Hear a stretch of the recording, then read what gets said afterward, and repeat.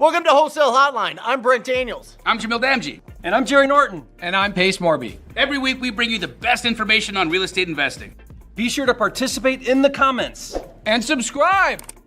Enjoy the show!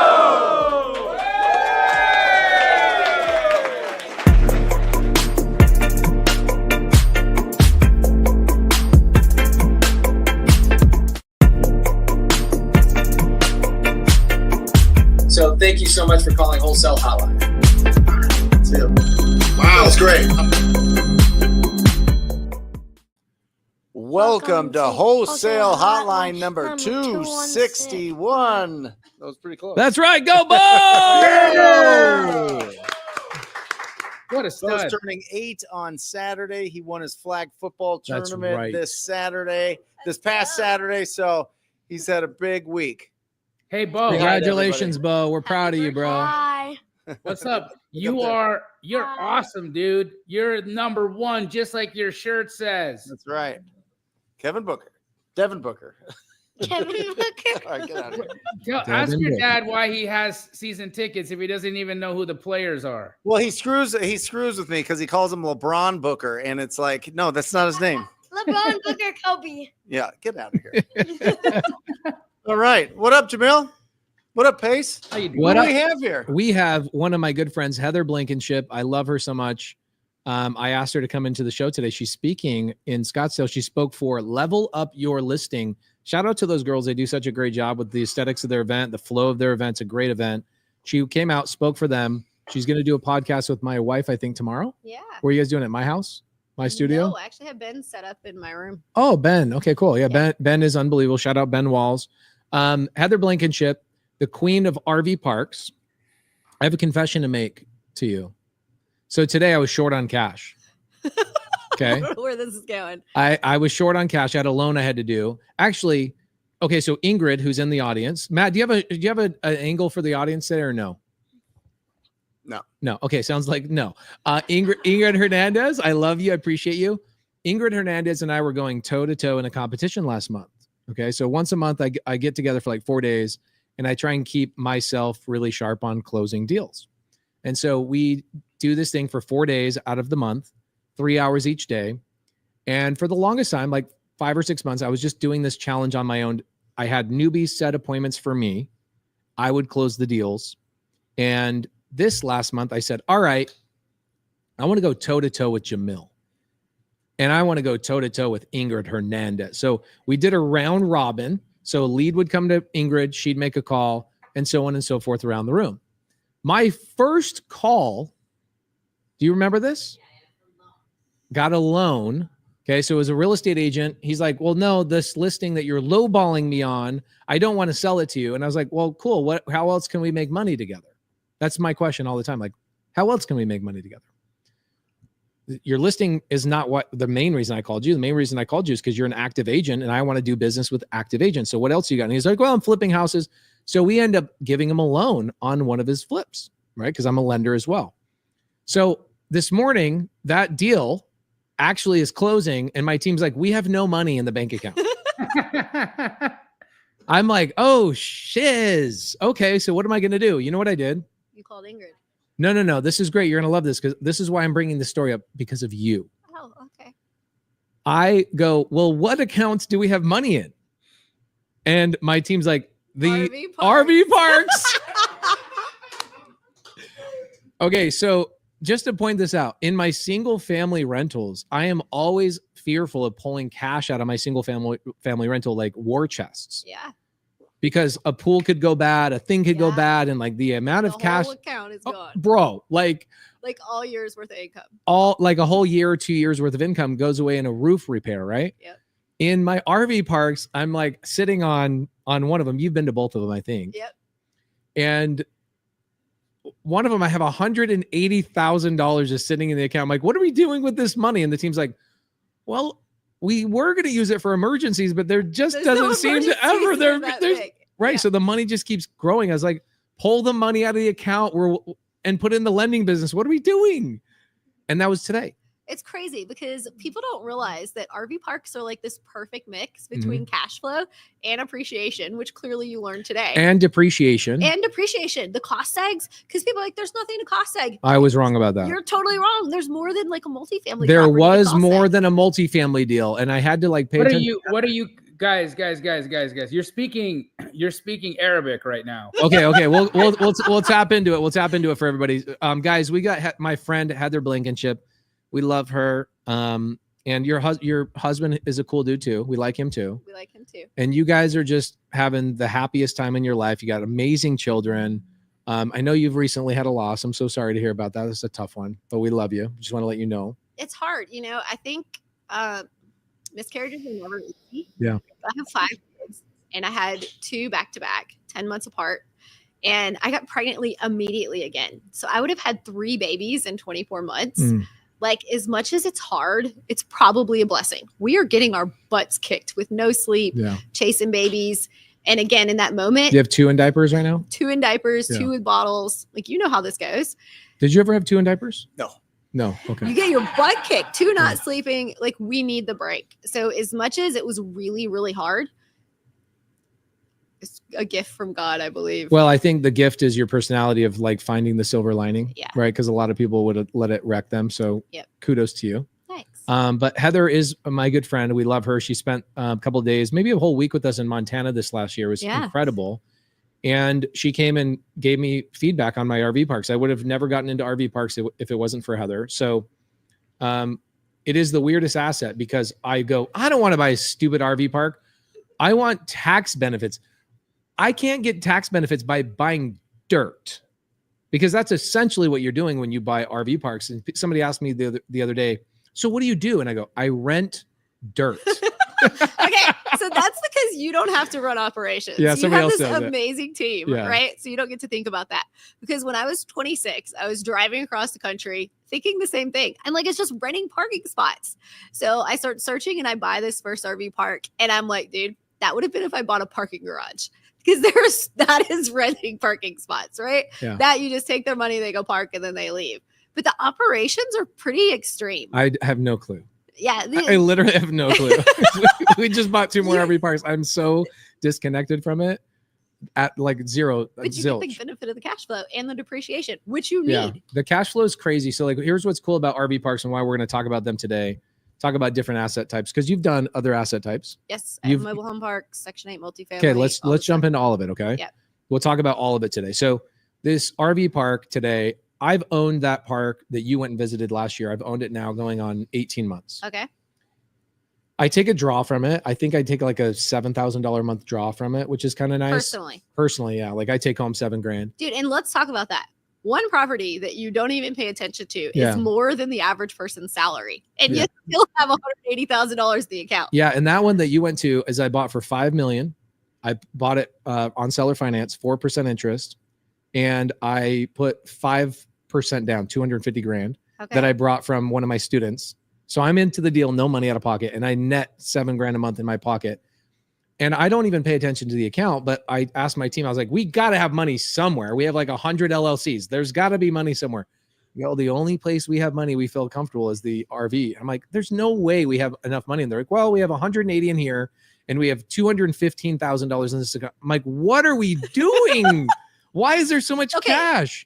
In their defense, I can't remember what the utilities are. If you buy a park that has like a wastewater treatment plant or a lift station, like some of those crazy utility things, so you're worried about replacing a whole thing. Yeah. Okay. You can be like lose your butt. Okay. So some of those things you want to have a couple $100,000. Yeah. Okay, cool. But I don't know that I don't think your parks have those. They don't. They don't. What's the difference between an RV park and a mobile home park? I'm glad you asked. I'm here to just ask like random that's like questions and let you guys talk. Okay, I love it. Conception, right? Because even when you go to some bigger conferences, like Bigger Pockets, and they have these like buttons they want you to wear as like your badge, they mix RV parks and mobile home parks together. Like it's the same thing. Like it's the same thing. And they could not be more different. While they are like both fruit, they're like apples and oranges. It's kind of like the difference between Whataburger and In-N-Out Burger. So the mobile home parks are truly I said that for you, housing. Andrew. Yeah, the mobile home parks are truly affordable housing. They're people who are living there because they need affordable housing. Yeah. RV parks, like we're talking about, are people on vacation. and they're expecting this like outdoor hospitality experience. Is it seasonal? Depends on where your park Yes, is. my park in Montana is very seasonal. The advantage that we have here now, again, I'm not the RV park expert, but I have recently got into the game, and I actually had Heather, and she was gracious enough to travel 3,000 miles to come and critique my In a van. van With while a you're 3-week-old baby. Yeah, you just had a baby. Yeah. But at least you had a place for her to park. Yeah. Did you park in my RV park? No, I drove the van instead. okay. Okay, got it. So where'd you stay? An Airbnb? We put you did. up somewhere? No. You paid for it? I paid for an Airbnb. Well, We you're stayed in a you're camper rich, at an dude. You're so Airbnb. rich. Okay, so this RV park, basically for me, Brent, the challenge I have, and I'd love to get your feedback on this. So it goes dormant basically 5 months out of the year. Got it. The thing that feeds both of my RV parks is Kalispell, Glacier National Park, Whitefish Ski Resort, and it's very seasonal. So I'd say in those 5 months, it has a 30% occupancy. In the other 7 months, it has 130% occupancy. Yeah, sure. People would be like, I'll park on the grass. I Yeah. do not care. I need a spot. Yeah. So we make all of our money primarily in, let's shave off the shoulder season on those 7 months. I say 4 months out of the year, I make all my money for the whole year. Yeah. And so my team, I think we just haven't been used to the cash flow on an asset long enough to like know Yeah. the seasonality. Yep. So Molly told me, you know Molly. Yep. So gosh, I do have a great team, don't I? You have we just talked about this. You have a freaking amazing. My team is insane. They're like Okay. the best people. I haven't even talked to Molly in a month. And so I talked to her, I call her up, I'm like, where do we have money? She's like, oh, the RV parks. I go, why don't we have money? Nice to hear from you. I haven't, Basically, haven't yeah. heard from you in a month. Basically. So she said, I go, cash in there. She goes, well, we were worried about the seasonality, Right. Yep. but now we're heading into the summer again and we have all this cash, which means We also usually take in reservations yeah, before then. So the cat, even though they're like, it's a Wow. wonderful, Deposits. Yeah. wonderful Yeah, yeah, Ponzi yeah. scheme. It's the greatest Ponzi Yeah. scheme on the planet. so you're getting the cash ahead of time. Yeah, and you're getting paid like a year before people even show up. It's like Yeah. paying somebody to take you out into the middle of the desert and then just disappearing Yes. and not taking them out into the middle of the desert, right, Jamil? Well, it's happened, and I know how that feels. So yes. So RV parks, I've really loved them, but we were thinking about mixing mobile home parks and RV parks together, but not like mobile home parks from like the what you picture, Yeah. but get some. I'm buying. How long are you gonna be in town? I leave Wednesday. Okay, sadly I won't be able to show you, but I just became a partner on a modular home factory here locally. Oh, okay, that's interesting mix. Yeah, and what I'm wanting to do is I'm wanting to take them. They're steel tube manufactured and they're 2-story, just beautiful things. They're very modern looking. And I want to go put 10 of them on my RV park, the one that you saw. Okay, so I know Kalispell can be picky. How are they going to do on? I haven't gone there yet, permitting? Heather. Yeah, that'd be my first question. Like, are they going to let you? Somebody on my team will figure that out. Okay. But let's assume the permitting thing works out because you always have great questions. Do you think it's a good idea to have some permanent residence on an RV spot that's No. gosh damn it. No. Okay, why? Why? Okay, Yeah. let's talk it through. So there's a couple things. If you used those modular homes in season, Mhm. you will take in more money in those 4 months than you would all 12 months for somebody who's long term. And you have way more cash flow, less abuse, Mhm. and the ability to have the down season for your property. So you're telling me to just be okay looking at empty spots during the winter. We got to remember this isn't a single family home. You didn't pay a price per square foot. You bought on the NOI, and the NOI is based on those 4 months. Okay, what's NOI for wholesalers? They don't know. Oh, net operating income. So we're talking about commercial real estate. So we're buying these on cap rates and based They don't know what cap rate is either. your rate of return. So you're buying it. So you're Which is buying great. it based on the cash flow. Yeah. And the cash flow is accounted for 4 months. So when you bought it, it was included in the price you got. It was a good price. But I want to make more money. Okay, you're more money. Your team and I talked about this. I had lunch with your 2 Heidi. amazing team members, Heidi and Heidi and Bo. Bo. Heidi and Bo. And we kind of did a short SWOT analysis on the park. You have this amazing road frontage with a crazy shitty sign. And you have the road frontage. And you also have nowhere to eat there. Yeah. So all the people who are driving up to the national park, right? They're driving through there. They're driving through and they're seeing your property. So you need a great advertisement for like, here we are, you should stay here. And you can buy firewood here. You can buy ice here. All of the stuff that you need. You can buy your Are you restaurant. telling me I should have more restaurants? Should I start a restaurant in my laundromat? Your laundromat is also another amazing Can you cash get a flow. food truck? Food truck, yes. Should I And I buy literally one told or them- should I arbitrage somebody else's food truck? I would start with the arbitrage Okay. and see how it works. This is literally what I told them. So I should wholesale. Even if you don't make any money on it, and see if it works. And then once it works, be like, okay, where's my food truck? Okay, got it. But you need this great sign because you have the road frontage. Here's the problem. Okay. So when we bought it, I bought it with no money out of pocket, right? Creative finance, all Yep. the things, right? So I'm no money into the deal. So we get this quote on getting this unbelievable sign. And it was like 70 grand. My team's like, we'll just save up for it. We make enough cash flow. We'll save up for this sign. I was like, sure. Some idiot's going to probably use that money for a loan at some point. So I took all the money they were planning on buying a sign with. I just deployed it on a loan. So I have no more money for a sign. But the sign, I will work on that. Okay. So to tell you a story about the sign, when I bought my first RV park, I was pregnant with this one. So 14 years ago. You're to blame for the story. Yeah. I thought I needed an amazing sign because it's in an area with a national park. Mhm. And so people drive by it and I'm like, I need this like Mac Daddy sign. Remember, this is 14 years ago. It was $35,000. I thought I was going to die. Mm-hmm. But we keep track. You have software. You have good software. Somebody thinks so. I don't know. Yep. And so you keep track of where people heard about you. So you know what's bringing your business in. And the amount of times people say, I saw your sign, beyond makes up for that cost. I know it sucks to give up the cash. Get somebody to Subto you a sign or like somebody to sell or finance Challenge a sign. accepted. I'm only going to be in Montana this year, 60 days. So challenge accepted. I'll go get a you sign. need a creative finance sign because it more than makes up for the money, Okay. especially with that road. I'll you're have on. to text you as I'm going through sign things. Cause in my mind, it's got to be like a retro cool looking thing. I'll text you about. Well, your you've got thoughts on this it. weird old camper thing up there It's to so begin bad. with. Yeah. But going off of that is kind of cool. Like, Yeah. let's just make it better. Okay, cool. So how many spots do you have? I don't remember. I don't remember. I think we have about 80 spots. And then Well, wait, what'd you do with the self storage? we kept it for Okay.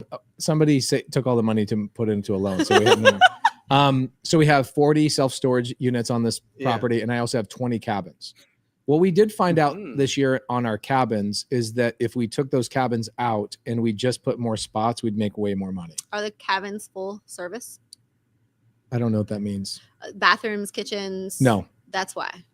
So you got to, if you were to put in cabins, tiny homes, like you're manufacturing, Yeah. that have full service, like a hotel, They'd make a people bunch of money. they think they're having this unique experience, Okay. and you can rent those suckers for $400, $500, $600 a night, and it's insane. Do you have much dry camping on your RV parks? So dry camping brings in a really unique customer. Are they the worst kind? Right, dry camping pace. Isn't that what you guys did as a kid in Utah? No, that's dry humping. Oh, my apologies. Invented by the Canadians, just FYI. Okay, I just want to let you know, our brothers from the north.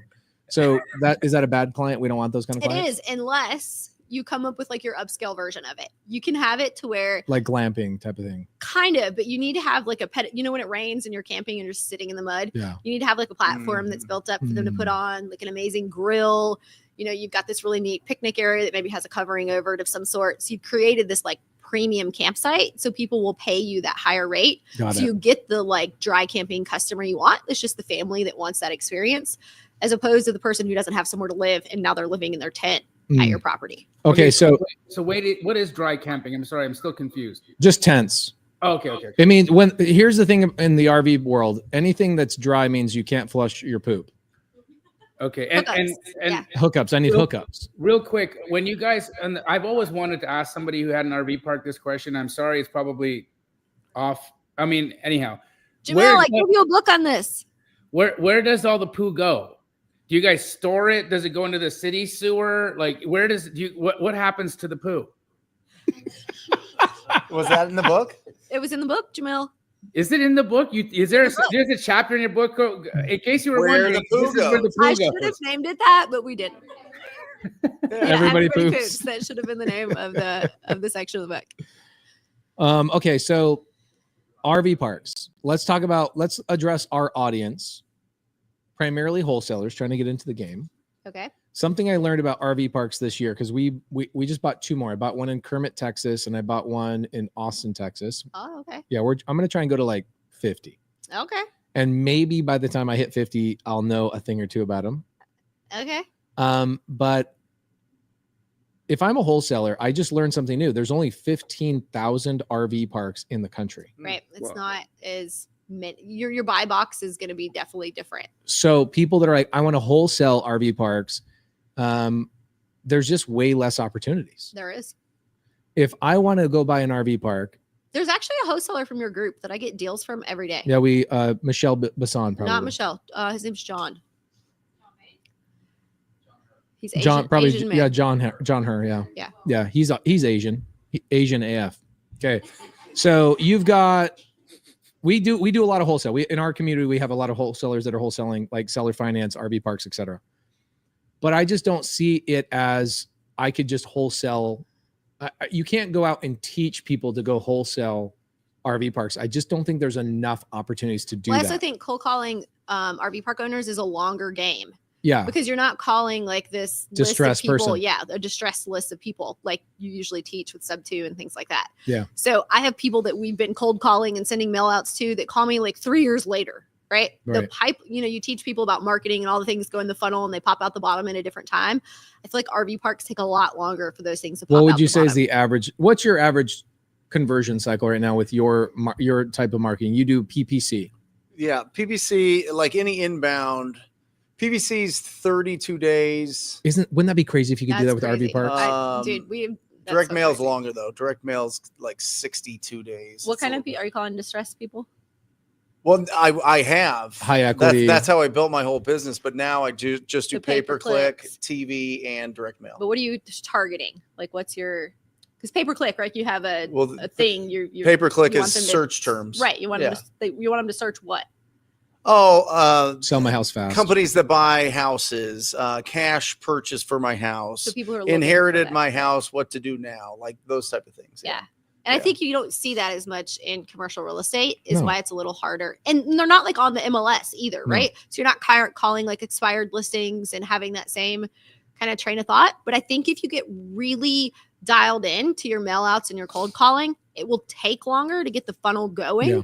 But then you will be like the only one doing it, right? Here's my thought on it. And this is why it's very important. If your avatar is, I need money today, it's not going to work. I would not suggest jumping into wholesaling RV parks. Right.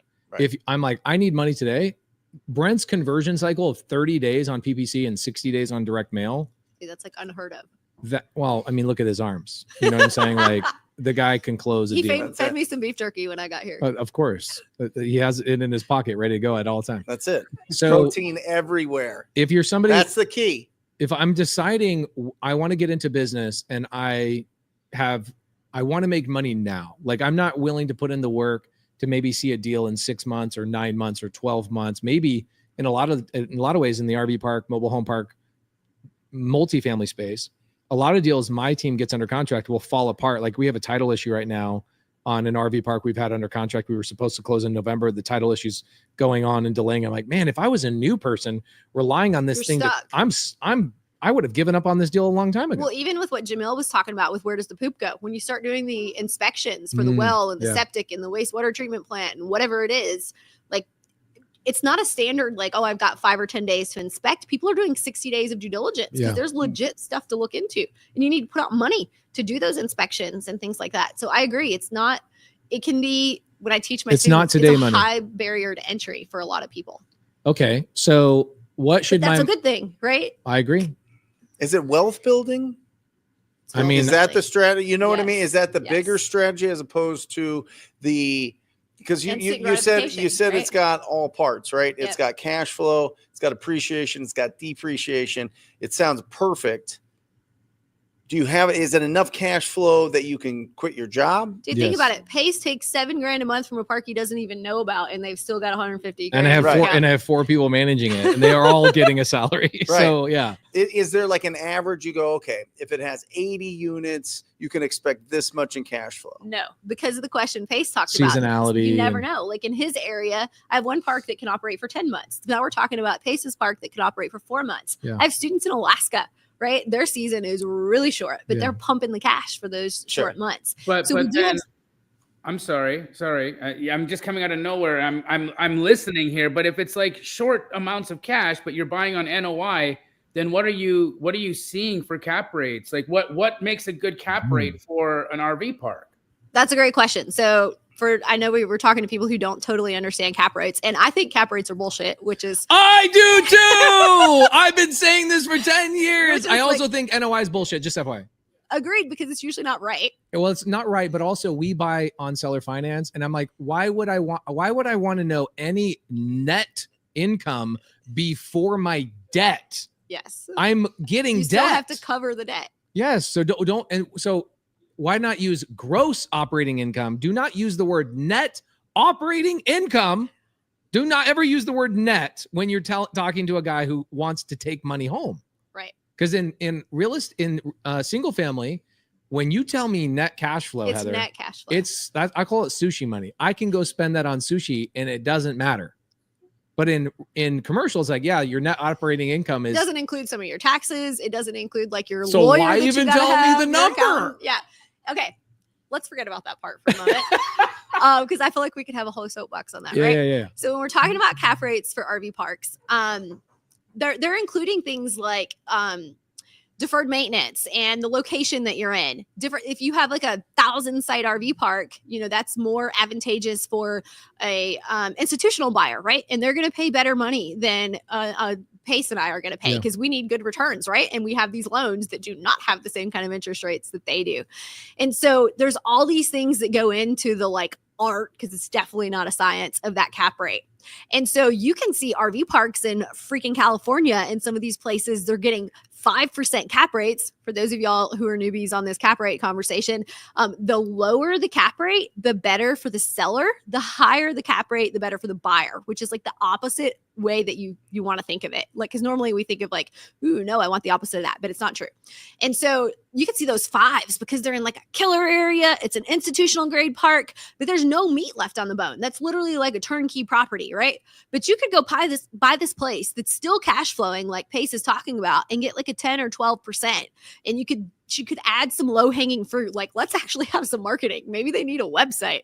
Hey, let's not just take phone calls and like do online reservations. Some really easy crap, and you get increased occupancy really quick without a lot of capital expenses. Yeah. And so that's why when we're both talking about cap rates are bullshit, because I can spend no money and do these couple things and I've blown it out of the water. But if you would have looked at it, the cap rate looked terrible, which doesn't really make sense in the way we're decision making. Here's a very simple answer or question that you're asking is, what's the average RV park make? I currently own 4. Yep.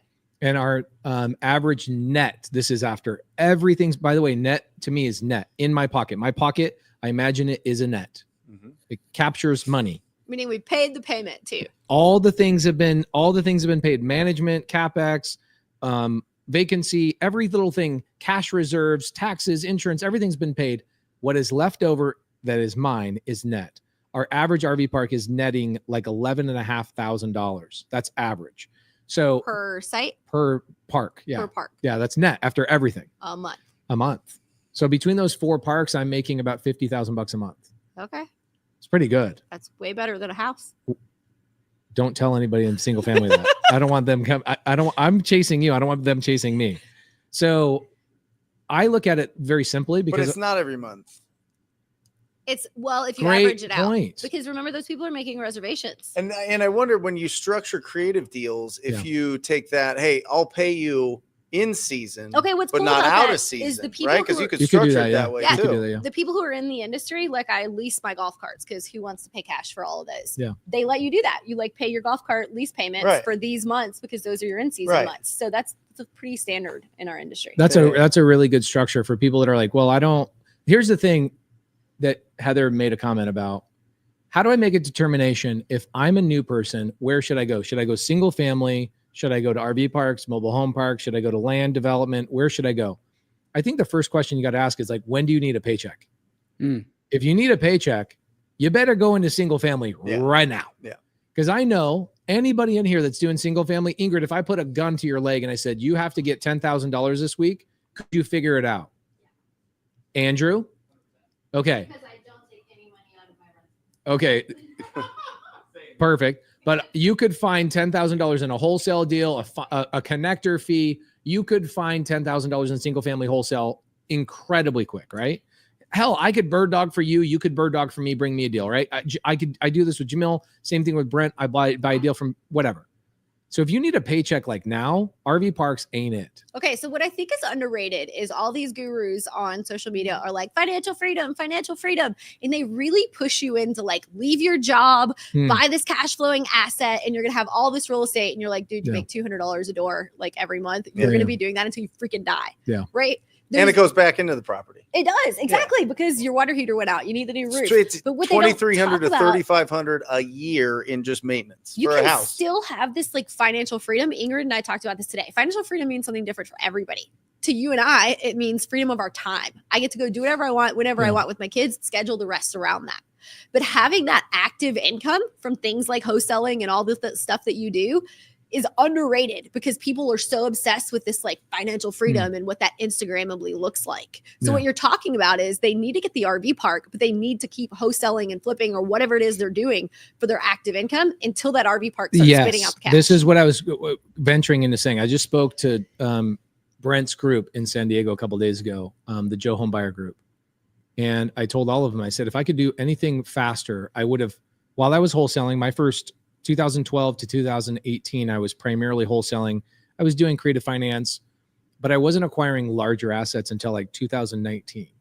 If I could have gone back to 2014 and 15 and just gone, I'm going to buy one RV park a year on the side while I'm doing my active income. And I built that up for a couple of years, and I didn't need the income from those RV parks for the first year, the second year, and I accumulated the cash, the reserves. I did the improvements. I improved the cap rate. I did all the things. I would have an extra $10 million in net worth way, way faster. But what I did is I actually got addicted to the active income, and I treated my wholesale business very much like a job. And I did not parse out 15% of my time into holding assets that actually could get you to a financial freedom number, right? Well, I also think it's not as glamorous, right? Because you see all these people like, I got a closing today, I got a closing today, I got a closing today. And when you're buying multi-million-dollar assets, not you, Pace, but the average person, I have like 4 closings a year. Yeah. Like, and because I'm not as creative as you. I'm using my own money. I'm pulling the cash out of the deals and continuing to buy more and more. My 4 closes a year sound really boring until you start talking about how much cash flow that actually is. You don't get that instant like gratification of like, I got a closing, I got a closing, I got a closing. I look at it like board games. It's like, what's better, Uno or Monopoly? Which one's better? Depends on how you play the game. It depends on who you are, and it depends on what you're into. So all these individual things are just individual games inside of the real estate space. So fixing and flipping, it's a different game. Wholesaling, different game. Bird dogging for somebody, doing Astro Flipping, completely different game. Acquiring single family rentals like Subto seller finance, completely different game. The game that I played for a very long time, which worked incredibly well, and now it's paying off for me, was I acquired 300 single family homes over the course of like 6 years. Wow. And I'm now starting to sell. I have a 4-year horizon to basically sell them all off. What am I doing with them? Buying RV parks. I'm buying RV parks, and I'm buying multifamily. But why? Is because I bought them. I did not live on the cash flow. You will never hear me on any video say I live off the cash flow for my single family rentals. I've never once said it. I keep that cash in reserves to fix the bulk. You can also get rid of those a lot quicker if you're in trouble. That is very true. Like, this is why the game kind of liquid. Yeah, I go sell that thing. Yeah, sell that thing. I'm ready.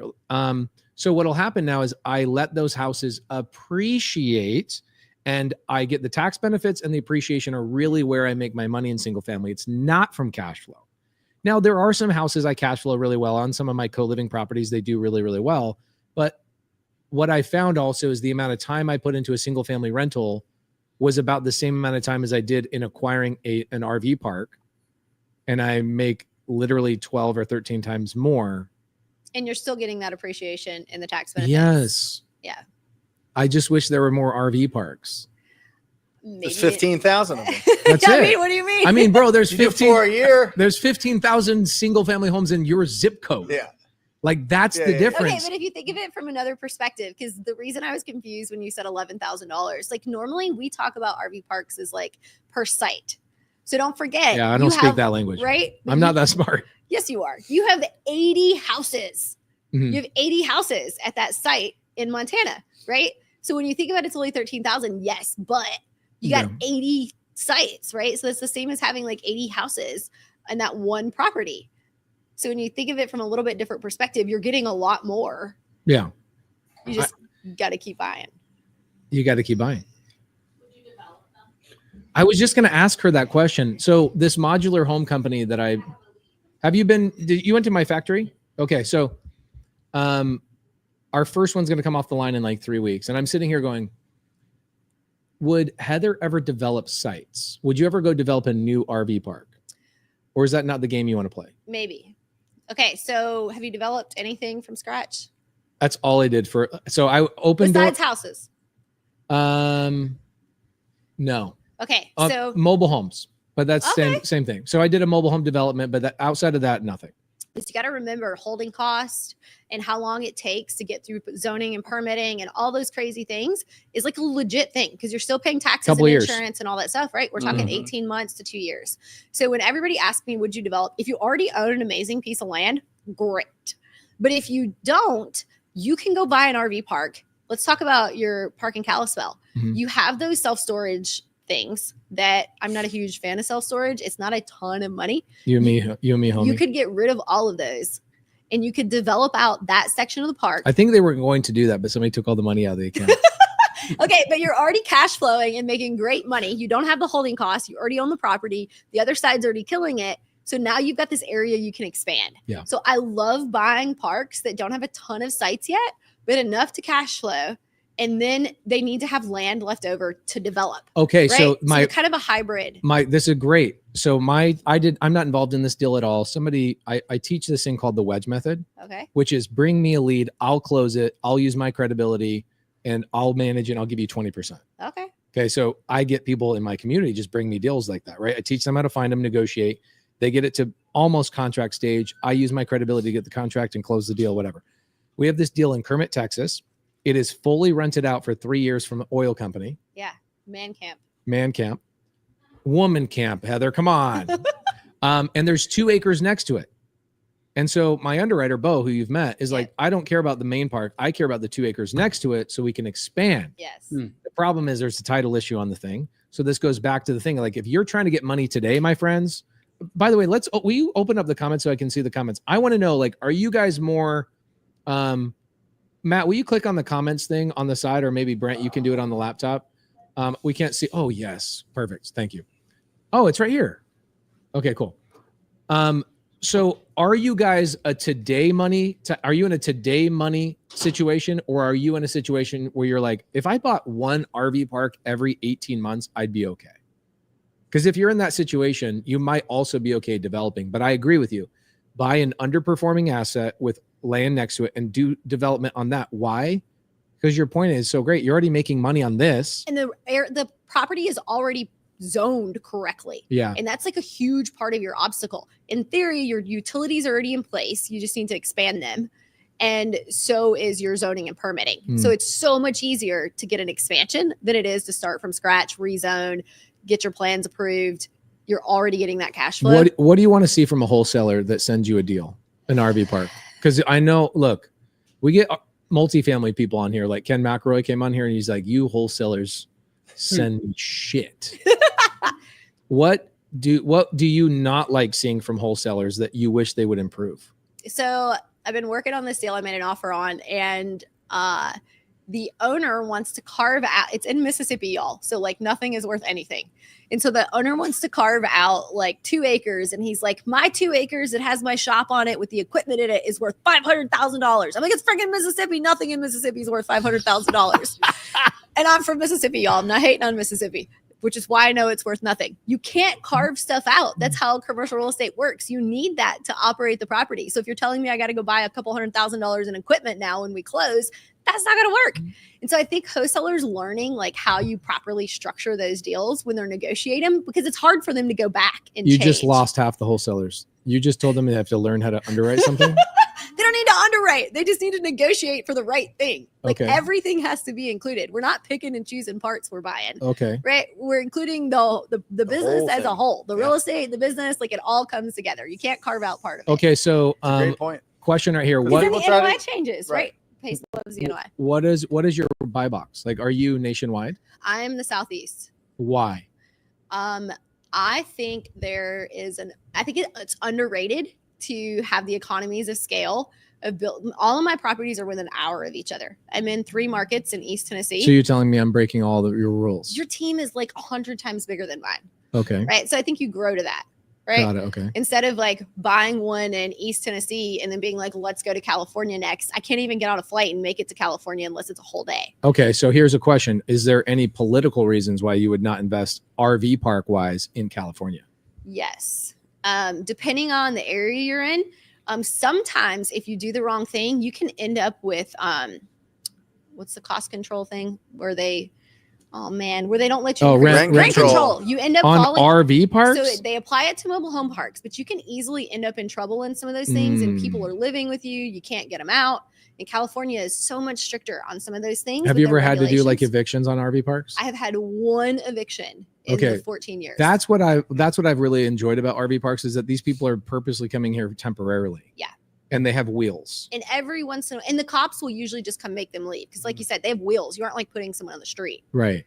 Well, Southeast has to have a longer season, right? We do. We have a longer season in the Southeast. I can share employees when stuff's going wrong. It's not me going to figure out what's wrong. I live 900 miles away from all of my properties, and I am able to like shuffle my employees around to keep making stuff work. Because you got to remember, a lot of those RV park employees, they live in their camper. And they're called work campers, and they kind of have this gypsy mentality. Yeah. So if you're like, please make this bed differently, you wake up and they're gone. Did you meet my people at my park? I did. They were super nice. Okay. Yeah. I've never met them, so I don't know. But They were very nice. Are they doing a we good went in the job? office and talked to them. Yeah, I think so. where do I find these gypsies? There is a website called workcampers.com. Workcampers.com. Write that down, guys. Workcampers.com. They live in their camper. If you guys are looking to date a gypsy, Workcamper.com. There's profiles. They got pictures See the and world. everything. so yeah. I mean, what was interesting Or at about least the that, country. for those of you guys that are maybe curious about how these are managed, I didn't know this until really like last summer. But I go to the park, we're closing on one of my deals, and I'm talking to the family, like, so how long have you guys been managing this park? And the guy's like, 3 weeks? Oh, okay, so you're new here. What happened to the previous?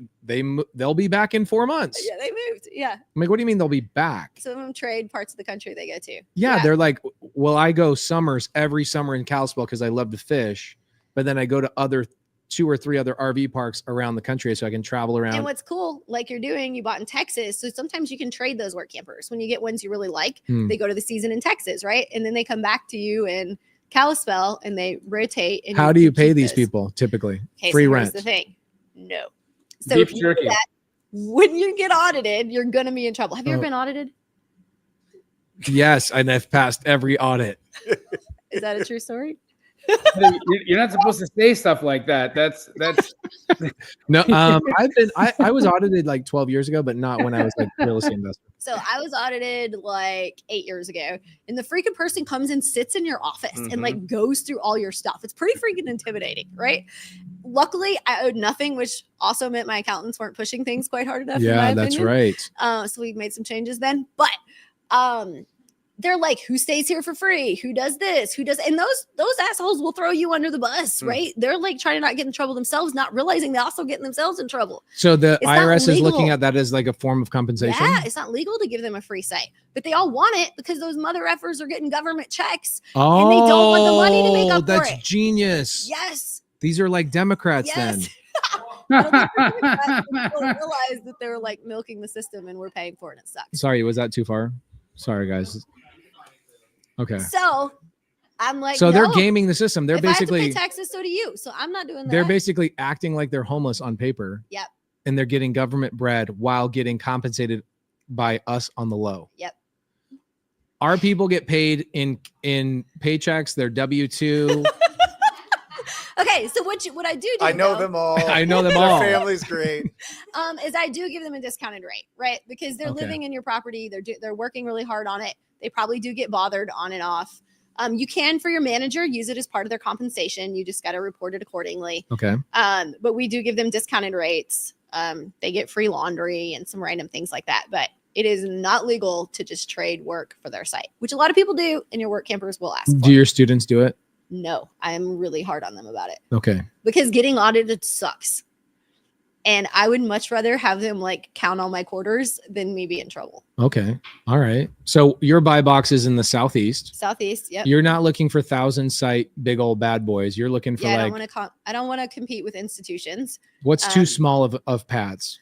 Nothing is too small of pads as long as it has room for expansion, like we just talked about. Great answer. And also in some of those smaller, like you were talking about an Austin property, I would buy a 10 site Austin property because I would turn it into that glamping resort you just talked about with your manufactured, what'd you call them? The homes that are modular homes. You could turn it into a glamping resort, and then you've got your 10 short-term rentals essentially in one spot.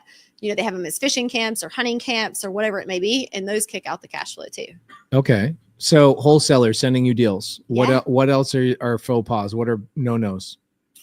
Wastewater treatment plants and lift stations and all of those crazy creative. What is that all? Tell us what the wastewater. That's where the poop goes, Jamil. That's where the poop goes, Jamil. Okay. So back to the poop. Yeah, and the problem becomes if something goes wrong on one of them, you can end up spending more than the price of the property to fix it. Like, it is not a risk you want to take. Lagoons, like, dude, lagoons are like, it just goes into the water and then like, there's way more to it, but like something magically happens, right? And so you have to have that tested regularly and the EPA is involved and all this crazy stuff. I don't want those complications, right? So I am looking for city water, city sewer, or at the very least septic and well. Yeah. Okay. What other things could tank you, right? I mean, other than wastewater, what's a lift station? And then what else can tank you? Because there's, in every business, right? For instance, Pace and I we were going to buy a multifamily together a few years ago in 22. We put $500,000 down as an EMD. The building was worth $13 million the day we contracted it. And then all of the shenanigans happened with the interest rates. It spiked so fast that the new value of the building before close of escrow was $7 million. And Pace and I walked away from a $500,000 EMD. We're like, we're not closing this. This is crazy. And so the interest rate spike tanked the deal, right? We were okay to walk away from $500,000. It is what it is, cost of doing business. But that could have tanked somebody who closed on that a month earlier, right? Yeah. What could tank you in the RV world so that people can just see the angles, right? What's gonna hit the bankruptcy button so we're not in that? So I think when you're in the single family world, you're used to asking for forgiveness instead of permission. And that does not work in commercial real estate. The city and the county will literally blow you up with crazy fines that will bankrupt somebody if you don't do things right. So do not do this before you're under contract because you will screw up mom and pop and you don't want to mess up their business. But after you're under contract, and you need to make it really clear in that offer that you are going to confirm that they are properly zoned and permitted.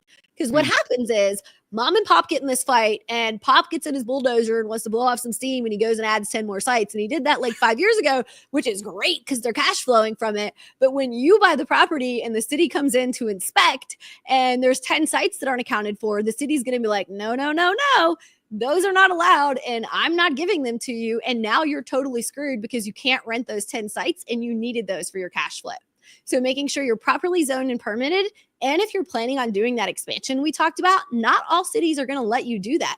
So during due diligence, you need to be 100% sure the city's going to let you do what you think you can do. This is not single family.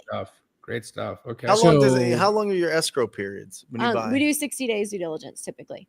And then how long the day you sign a purchase agreement to purchase it till you close is how long? Usually 90 days. Sometimes you'll see a 45-day due diligence, but that's like some amazing deal that people are really competing for. And they're like crazy skilled buyers, right? They know their shit. So it's more like 60 days due diligence, 30 days. How are you finding these deals? Great question. So there's industry specific brokers. So you can find some good deals through them. Like commercial brokers? You just call them up and say, hey, you got this listing. But there's industry-specific ones. Right. Like, for example, Colliers International or CBRE, the big guys, they all have branches of RV parks and mobile home parks. But they like to be tricky, and I'm sure you see this. They try to sell you on not actuals, on projected. Always. So you've got to look at those numbers because those projected are like where you're going to make money. The previous owner doesn't need to be paid for what you're going to build. Exactly. And so having that conversation and the day it goes to market, you're not going to get that. You've got to wait, let them sit on the market for a minute and let them realize they're not going to get that price. So you're finding on-market deals.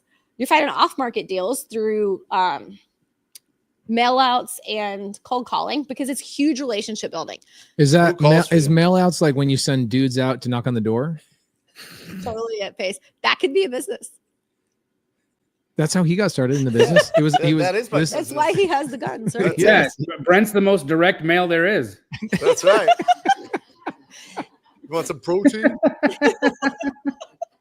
Do you ever rent out? So Carly Grunman, who loves Carly Grunman? Yeah, she's amazing. We love Carly. Carly's also on my team. I'm sorry, I have really good people on my team. I love Carly. Yes. Carly, so she's doing a lot of RV park or RVs that are like Mercedes Sprinter vans and stuff like that, all with Creative Finance. She's acquiring them and then renting them out. Yeah, I interviewed her on my podcast. What's the website that you rent those out on? I forget. Outdoorsy and RV Share. Okay, I rented my Airstream on RV Share and then it came back with adult toys in it. So I decided I'm not renting out my Airstream any longer. But Carly, Airstreams are kind of high end to be renting on something like that too. They're I know not cheap. The guy backed it into a cinder block wall the first day he rented it from me. So anyway, you don't want that. Carly says, "What about renting out RVs in your RV park?" If you remember my RV park in the very front, there's this massive. We had like 400 people on that tour. Yep. If you remember how big my parking lot was, and all that stuff. Could I do like car rental or RV rental there? Is that a good idea? Story. So 8 years ago. Mm-hmm. I was married for almost 10 years and I found out my husband was having an affair. With a gypsy. Almost. A bartender. And so when I tell y'all, like, I was devastated, doesn't even begin to describe it.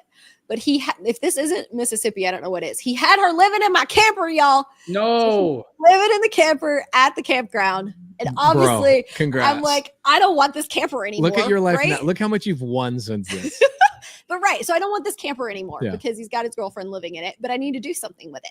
So this was back when Facebook was bigger than Instagram. So I do this fun little tour of my camper and I'm like, I'm going to rent it out. I need to make some money off this thing.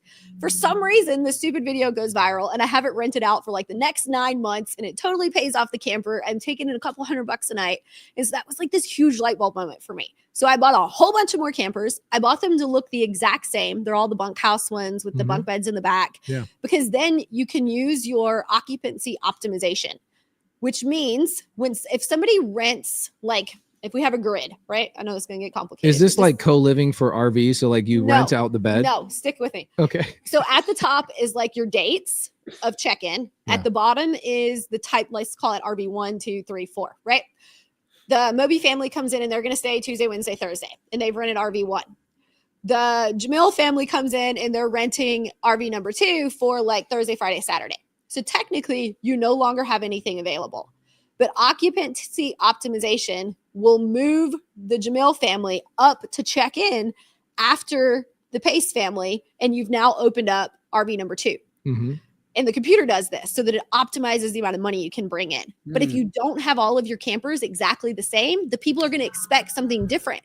So you need the software to be able to do its thing, which means they all need to be the same. Same with your tiny homes. You need the software to be able to move them around so that they don't have a specific one. You think, I want to be creative and have these different ones, but then that messes up your occupancy optimization. Hotel suites. Exactly. You don't know what hotel room number you're checking in. You just know it has 2 beds.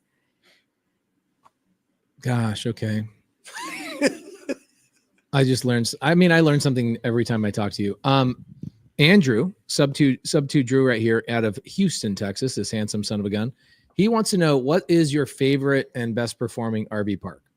Dude, the one I bought like the first time around is in Pigeon Forge, Tennessee. It is, dude, I was like, it's in Tennessee when it's named Pigeon Forge. So it's a #1 visited national park in the country. Yep. What? I was so blessed. You're lying. No, I was 26 years old. That, right?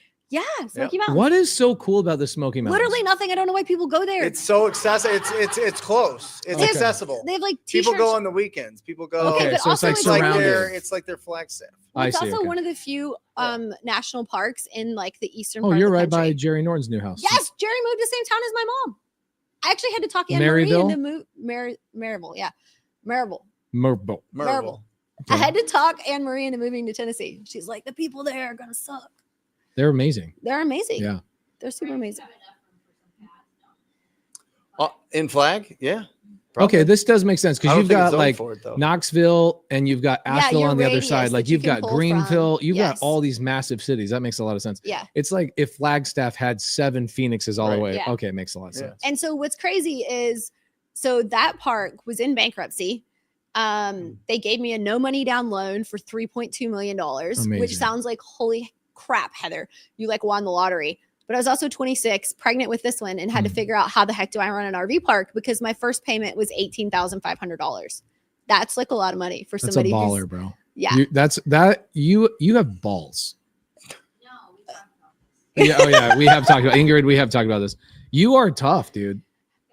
I think the risk when I got married, I don't think my husband realized what he was getting into. With Zero risk. Your risk yeah. profile is very low. Yeah. Me and you are the same. Yeah. I'll run into a burning building. Like, what's in there?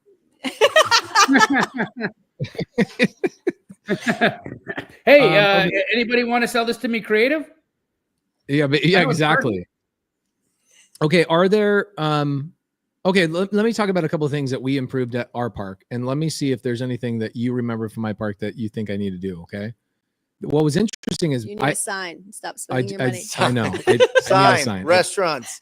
Sell wood, sell ice. Okay, Get rid of the storage units. He sells the stuff, right? But he's on this like amazing road, right? And there's nothing by there. You need a sign so the people driving by also buy from you. Get like an inflatable sign. Get a cheap sign. Put a freaking sandwich board out there. One of those we buy houses. Yeah, that guy. I'll show you. We have a sign, okay? Like, we have a sign.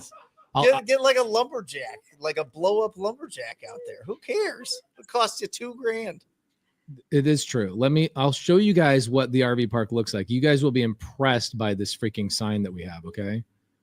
And don't let Heather tease you or tease me anymore. This thing is legit. Okay? Heather, when you were getting started, were you cold calling these owners yourself? Were you just going through commercial brokers? What were you doing? So this was back 14 years ago, right?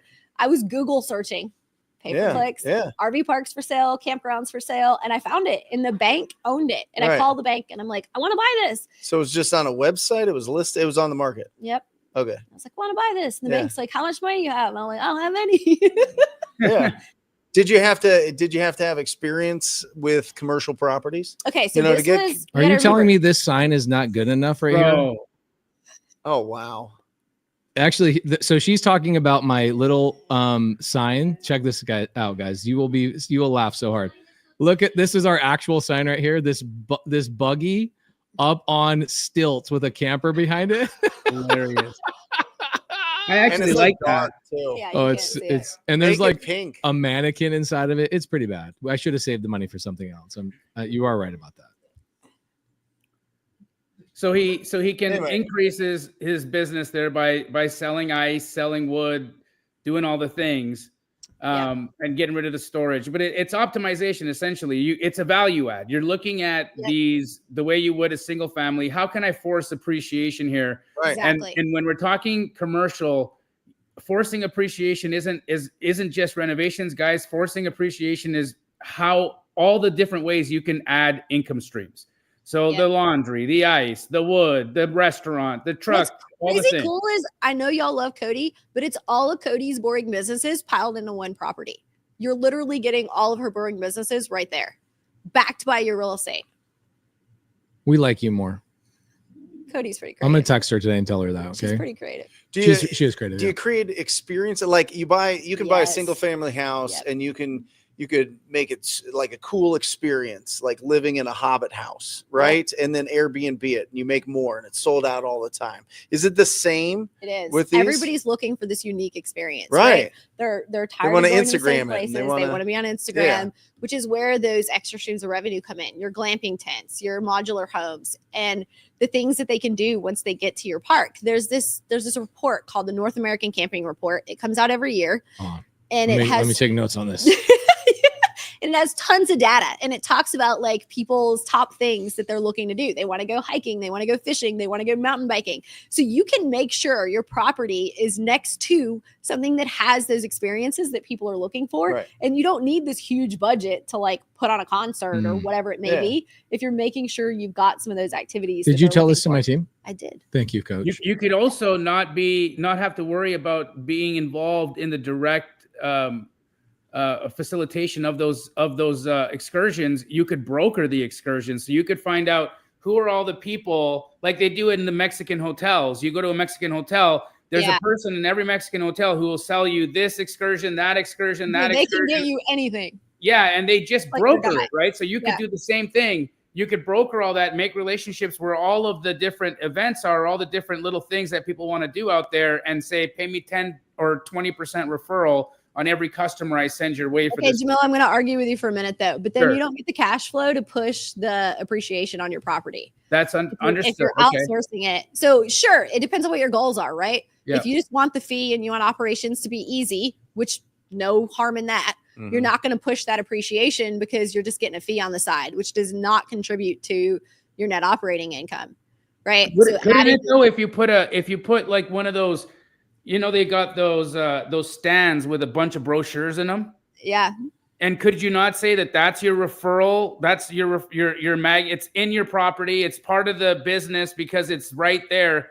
Could you not? But you got 10% of it instead of 100% of it. So true. But now you're taking people 10%. Up a mountain and doing all the things, which is kind of hard if you're me. That's why you got a guy for that. He has he has a guy for just. By the way, Jamil, congratulations on your new house in Canada, brother. Thanks. Yeah. Woo. Let's make him. Can you make it bigger so we can see? Yeah, hell yeah. Can we get a little? Show us around. Can we get a little tour, please? Come on. Well, there's my door. Nice. That is a nice door. That's a nice door. Here's my little Bro, you got a double-sided fireplace? I do have a double-sided fireplace. Like, this is my little living room. That down there is where Charisma lives, in the basement. And then I've got two stories. It goes up one floor and then up another floor. And then on my roof, I've got a view right on the river, and then of downtown as well. Where in Canada? I'm in Calgary, Alberta. Okay. It's this little strip where I'm living right now. I used to bring my Labrador when I was like 20 years old, and I used to walk along the bank of the river and just dream about owning a property one day, or living in a property one day on the river, and wondering who the hell could do that. And you know, wholesalers. 30 something years later, it's me, which is cool. Awesome. Isn't that the weirdest thing ever? It's the same thing with like your house in LA. Yeah. Like I used to go out there. I went out to where your house is for my senior prom, and I walked up and down where your house is, right there in what's the city you're in? Venice. In Marina Del Rey. Marina Del Rey, which is next door to Venice, basically Venice, just with less homeless people. Correct. And I'm sitting there going, what do these people do? What in the freak do these people do? They're wholesalers. They're freaking wholesalers, dude. That's right. Like legit. Wait, Jamil, last time I talked to you, you were dating. Oh, she's awesome. Yeah. We love her so great. much. Dating the same girl. She'll be at our Squad Up Summit event if you're there. I would love to introduce you, but she's cool, man. Her name's Saba. Okay. We love her. Okay. Yeah. I'm excited for you. Saba came out to Boston Owners Club retreat just to have dinner with me, and I interviewed her for Jamil for 4 hours. You got like the stamp of approval. Oh my gosh, I like her more. He literally came for the purpose of meeting Pace and the family, and like I was like, listen, this can't really go anywhere unless my best friend likes you, because if he thinks you're shit, then I'm sorry, but it's not gonna work. She's so incredible, dude, and you deserve her as well. It's Thank you. so How did you meet cool. her? At a charity event, actually. In LA. She's an LA girl. What? Yeah. Yeah. Yeah. That's what happens when you wholesale. You get all these amazing things. And she's in a completely unrelated industry. She's a C-suite executive in a HR staffing firm and doesn't give a crap about real estate. So she's not one of those who's like, hey, can I take you out to dinner and pick your brain? Because I don't need that if I'm going to kiss you afterwards. Is your husband into real estate? No. Amazing. No. This is why you guys are busy making babies. Yeah. So, okay, this is a total side story that We Ingrid and I love side stories. talked about. So, It's the whole show. when I was dating, I went on 200 dates, y'all. What? 200. You got to evaluate the deals. What do you right? mean? Hold I on went a on second. 200 dates before I met What my What was husband. so? What was your After my underwriting split criteria? up, I went on 2. I went on 2. The one I disqualified, How did you find 2? and I'm still dating the other one. This is what we need to get into. Okay, so By the way, Jamil went celibate. Jamil went celibate for like a year and a half. So to give him a little bit more okay, credit, I still had to birth a baby though, y'all. I understand. I just want to know, what was the underwriting criteria? Was there a spreadsheet that was given to you? Okay, so what's interesting when you're trying to date and you're like not 25 anymore, you're like, I need them to not do drugs. I need them to not live with How their old are you mom. at this time? I'm 33 to like 38. Is weed drugs 5 years. to you, by the way, Heather? Is weed drugs? Oh, okay. Oh, well, it is in a state that it's not legal, right? Because they got to attain it legally. And I've got 3 kids. I can't get in trouble, right? Okay. Yeah. Okay. So let's just weed's drugs to you. If it's obtained illegally, Okay. If it's obtained legally, it's not drugs. correct. It's no different than alcohol, Okay. right? Cool. And so figuring out people who like are She's mentally pretty stable, logical. and then I had to going to dinner with them, and you can't leave. So I started being like, I need a FaceTime date first, and then I'm only willing to meet you for coffee because you're not going to be who you say you It was are. like a first pass underwriting. On a It was major like, dates. I'm not getting under contract with you. We're doing LOIs first. Yeah, exactly. And so I had there's this Hilarious. life and relationship therapist who's pretty popular among like high powered women. And I'm not going to say her name because I totally disagree with her, because I had a session with her. I was thinking about using her for Is my she the women's Indian group. woman? She is not Indian. Okay. And she is from another country though. And she was like, Heather, Oh, is she British? she might be. She actually does have a And- British accent. She has dark, brunette, And she was tan skin, right? and she was like, Heather, Okay, got it. I know who you're talking about. she's like, you have too much masculine energy and you're never going to meet somebody unless you can figure out how to balance that. Hmm. And so for a minute, I started thinking, oh my God, I have too much masculine energy. This is why I'm meeting people. But as I went through this like process in my mind, I'm like, fuck that. I am proud of my masculine Yeah. energy. This is what kept my kids and I out of a ditch. This is what has supported us. And I am proud of this personality. And so my husband is a physical therapist. So so my husband's a little more feminine. He's got that like caretaker personality for Yeah. the physical therapy. And he's not like gay feminine. He's just like more of a caregiver, right? Yeah. And so our personalities with the like masculine and feminine energy balance really, really well. And I feel like that's not talked about enough, because it's okay to have a little bit more or a little bit less as long as you balance each other well. Yeah, my son, definitely not a feminine guy. I just think that he will attract a more in charge woman. Yeah. You know, because he's an incredible dude. Anybody that's met Asher, he's not gay. Nothing wrong with anybody being gay, but he will attract a woman that's like, I'm in charge. It's my way, or not my way or the highway, but like we're going this direction. Yeah. A little bit more of a leader, like somebody like you. Yeah. And my husband's super. Yeah, Latina. 100%. Okay, so I live yeah. in South Florida, so I would go on dates. Are with you Latin what that we guys, would and consider would like a not get along. Missouri Latino? I mean, I'm not Latino, but I could be like honorary. Okay. Yeah. I get to be So honorary. 200 dates. 200 dates. And what was the most common thing that you found during all this? It was like Oh the my most gosh. annoying Okay, thing. So remember, I'm in South Florida. So nobody in South Florida is white. I'm like the only white person. And And you're Well, they like are white, white. They started white, Heather, but they're not white anymore. and I'm because- like white, y'all. I'm Irish, English, and Dutch from Mississippi, like super white. And I can remember, like, because there's a lot of Cuban guys, right? And they're beautiful and they can dance. I love salsa dancing. They're like physically super attractive.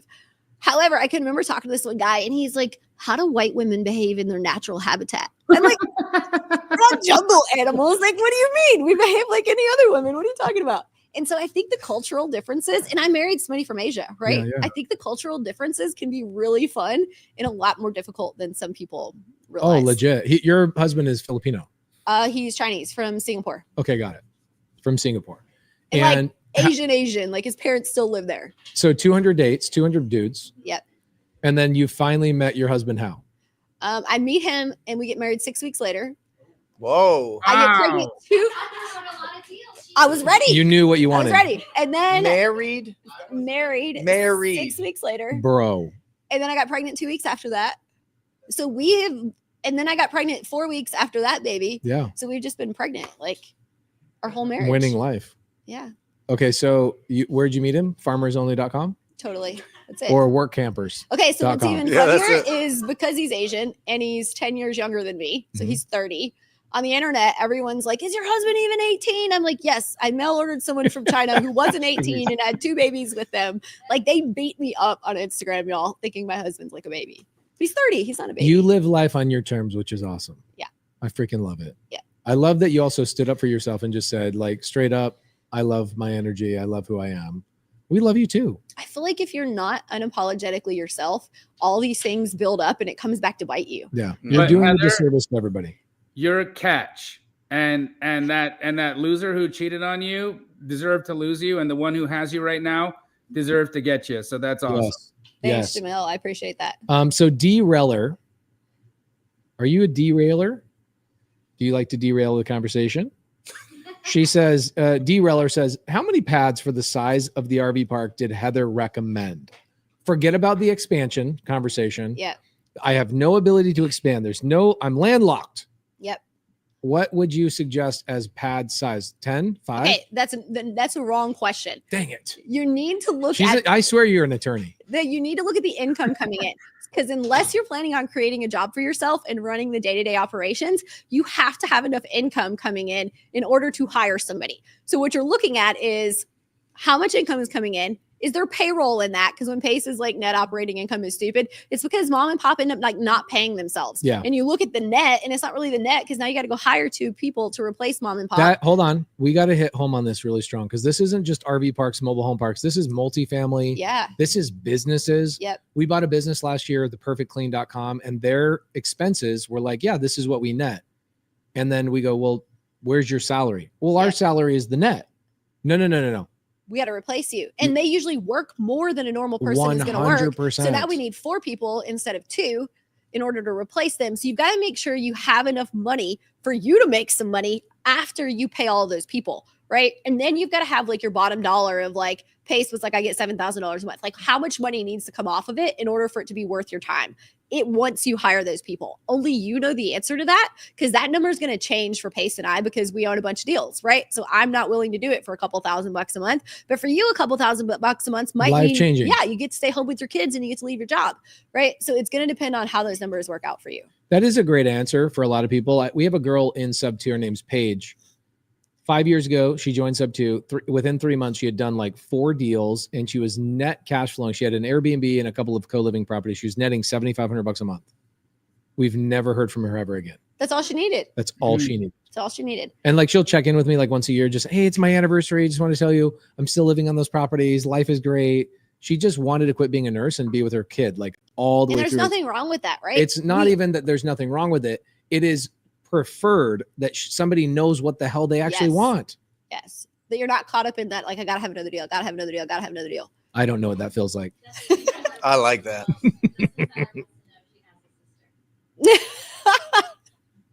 Dustin Seiler is a catch, like straight up a catch. Okay, Dustin, I have a women's mastermind with hundreds of women just like me, and a lot of them are single. So we can totally hook you up. Where's your primary? Can he join?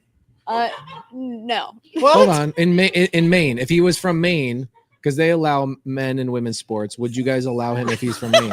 If you're doing the mastermind in Maine. Okay, Dustin, what topic can you come speak on at our women's event? Okay, so you he's can meet in the everybody? medical field. He's incredible, hardworking, Okay. muscular build, Okay.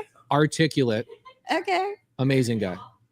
We can hook you up, Dustin. We got some single girls who are amazing. Where would you say most women are like in their phase of life that are joining your mastermind? You know, the sad part is I'm asking the wrong question, aren't I? no. Okay. You're actually asking the right question good. this time. Yes. The Please sad don't say part is menopause. okay.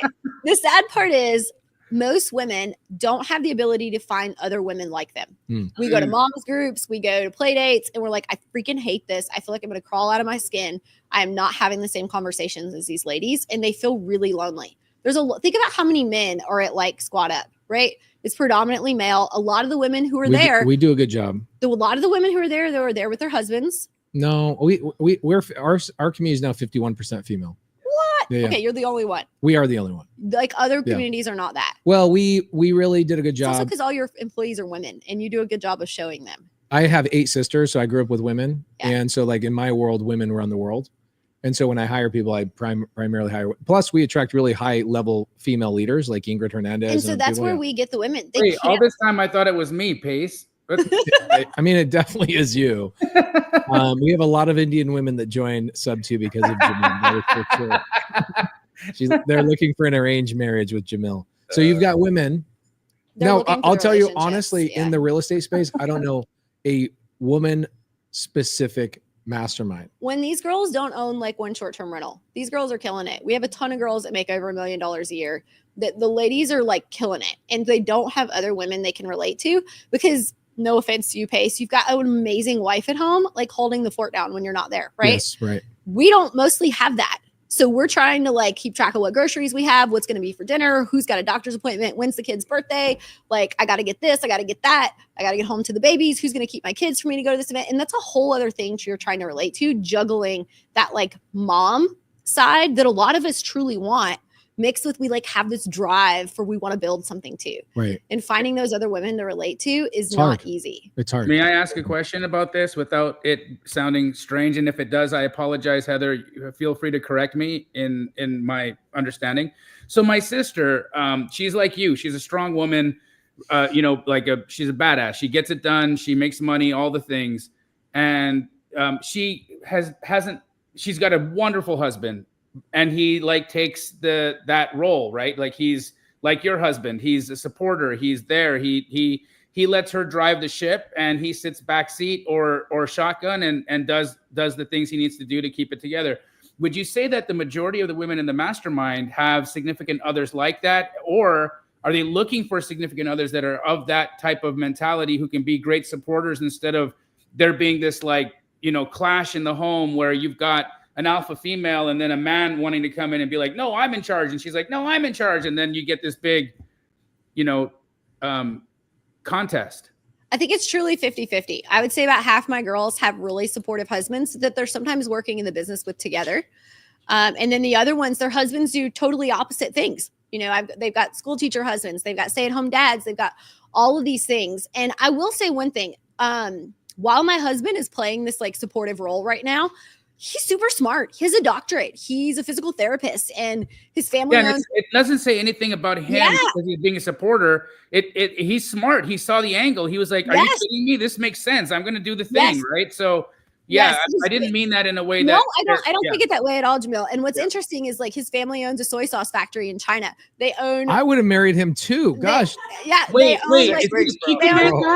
They own a chicken farm. They own all these like amazing factories and things in China. So he has this like entrepreneurial brain, but he is so much better than like at the child raising part than I am.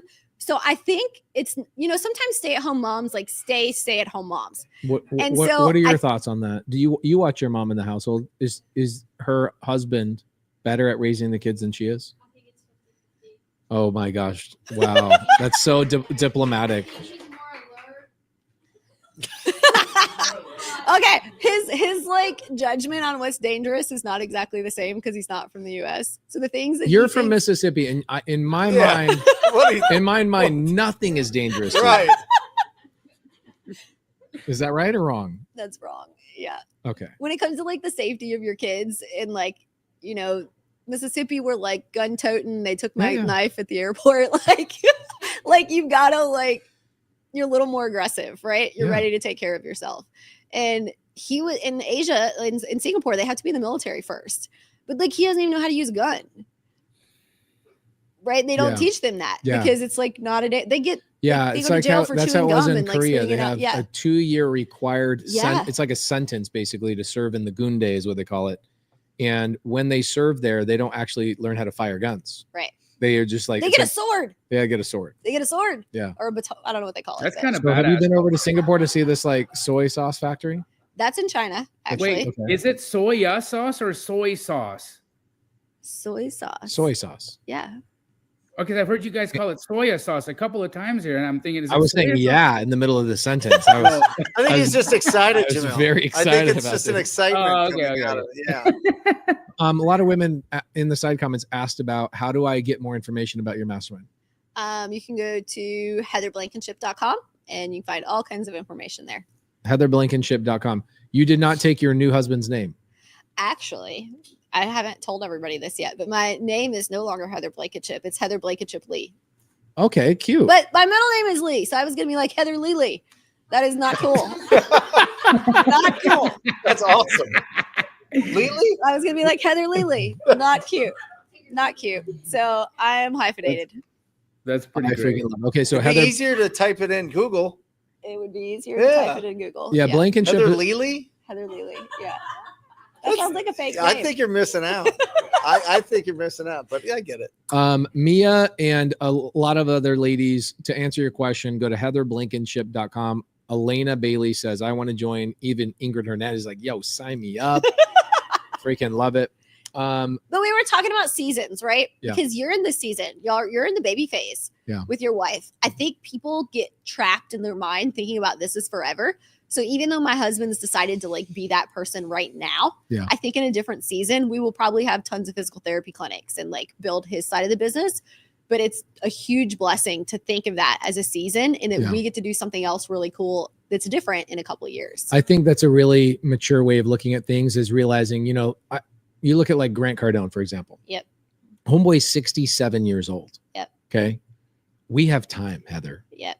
You will live 3 more lifetimes by the time you get to Grant Cardone's life, like at his age right now. And that guy's got another 100 years ahead of him, right? Like you can reinvent yourself or expand or contract multiple times and still reinvent yourself in 20 years from now. And so people do forget that, especially when you're in the baby phase. It's hard. I feel it slipping right now, sadly. Yep. Like all of our babies are walking now.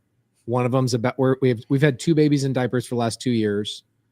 And so we're about to have one of them no longer in diapers. And I'm watching this happen and the potty train happening. And I'm watching this like sand fall through the timer, you know, you know what I'm talking about? The hourglass. Thank you. I never said you had to be smart to make money. Okay. So it is sad, but also I can see on the other side of all of it is that there's, you know, even Laura's like, what am I going to do when the babies are now fully functioning and they don't need me anymore? So are y'all done? You should ask her that tomorrow. You're going to interview her tomorrow, right? Ask her because I sneak it in every once in a while. I'll send you the recording. Please. Yeah. I sneak it in every once in a while. And then I trick her into a 3-minute conversation about the baby's name. And I'll say stuff like to Corbin Monday and Asher at dinner. I go, so what do you guys think we should name our next baby? And it turns to a full on conversation. And my wife is all into it. And then the next day I'm like, are we done? She's like, I think so. Do either of your parents help y'all? Do you have like family support? My mom has 12 kids. Right. And my mom is a gangster. She's like you. Like you remind me so much of my mom, like just so ultra dynamic and winning in so many different facets. You're not just a great mom, you're also dynamic in creating things. You're a creator. My mom is very much that way. But my mom is very much into her own world. I don't have what Brent has. Brent has his father is unbelievable. His mom is a magical unicorn, and they help out with the kids because they want to. Yeah. My parents side too. Yeah. Yeah. And on the other side too, I have 2 parents that are kind of in their own worlds where they don't financially they don't own their lives. Yeah. And so we don't have it, sadly. And so it's interesting because people tell you it takes a village, but then when you're having kids, you're like, where the F is my village? Yeah. Because like we don't have that anymore. American culture doesn't set you up for that. Yeah. And my wife is very much, you know, like we'll hang out with other really wealthy friends that all have 4 different nannies.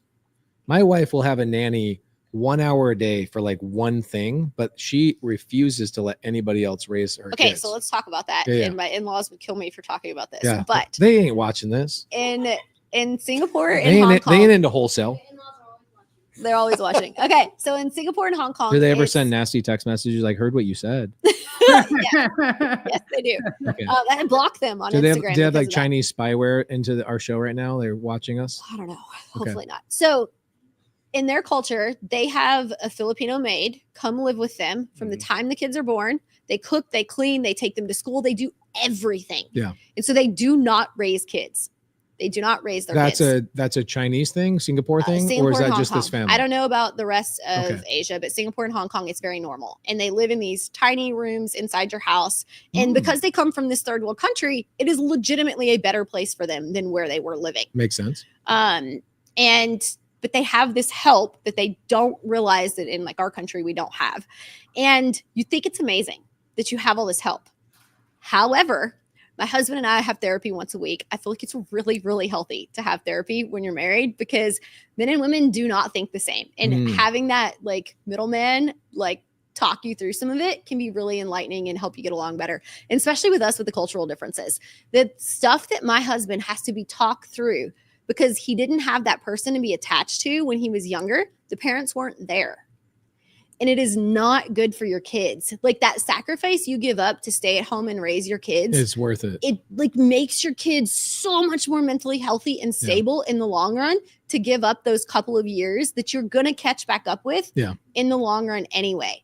Like that bunch of nannies is not good for anybody. Yeah, I do agree with that. I think that there's just some things where it took me a while to get her convinced. So all the way through our first probably 10 years of marriage, I did all the laundry. I did all the shopping. I grew up in a family of 12 kids. I'm a Boy Scout. I'm a Mormon dude at heart. I wake up early before she even woke up. We decided you were a vampire before you got here. Oh yeah, maybe. But it got to a point where I go, hey, I'm going to hire somebody to help out with just the laundry and cleaning up the house. So you don't have to do that. And we got there. But then I got to a point where I'm like, you feel better when you go to the gym. Yep. You feel better when you go do fun things.